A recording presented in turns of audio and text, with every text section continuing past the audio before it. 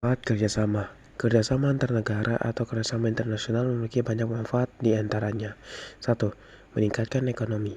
Kerjasama internasional dapat membantu mempercepat pertumbuhan ekonomi, meningkatkan daya saing ekonomi, dan meningkatkan investasi.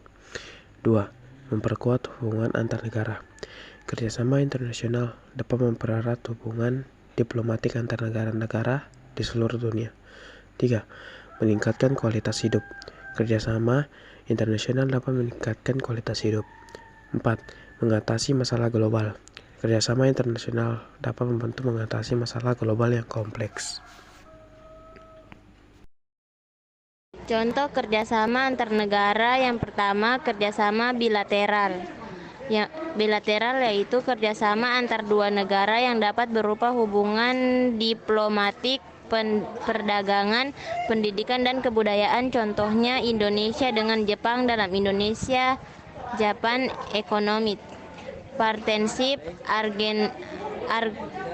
Agreement dalam kurung IJPA. Yang kedua, kerjasama multilateral. Kerjasama antar beberapa negara, contohnya Indonesia dengan Perserikatan Bangsa-Bangsa, PBB, International Monetary Fund, IMF, World Trade Organization, WTO. Yang ketiga, kerjasama Indonesia dengan negara lain dalam bidang kesehatan. Indonesia menerima dukungan dari berbagai negara dan organisasi internasional dalam program vaksinasi selama pandemi COVID-19. Indonesia juga berkolaborasi dengan negara-negara lain dalam berbagai upaya penanggulangan. Politik antar negara. Konflik politik antar negara adalah konflik yang terjadi antara dua atau lebih negara karena perbedaan kepentingan nilai atau sengketa atas sumber daya wilayah atau isu-isu lainnya. Konflik ini juga disebut konflik internasional. Konflik antar negara.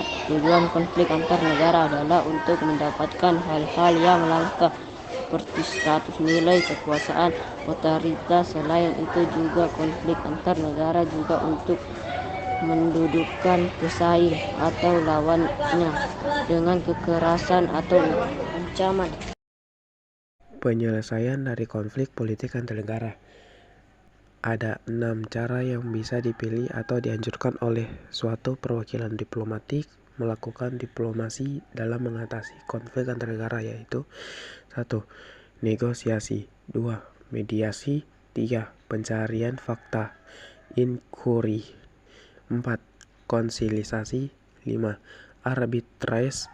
6. Penyelesaian konflik atau sengketa melalui organisasi regional.